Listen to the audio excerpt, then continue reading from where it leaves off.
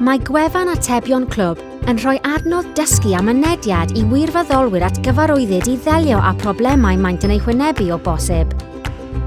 Os ydych chi eisiau sefydlu clwb newydd neu ehangu eich clwb presennol, mae rhywbeth i bawb. Yn hawdd ei defnyddio a symud ynddi, gydag iaith heb jargon, mae deunydd i'w lawrlwytho ar gael o'r wefan ac astudiaethau achos o arferion gorau i'w gweld, a hefyd cyfarwyddyd o safon i'ch helpu chi. Mae adnodd asesu clwb yn y wefan hefyd, yn debyg iawn i archwiliad iechyd, i helpu eich ganfod eich cryfderau, eich gwendidau a meysydd i'w gwella.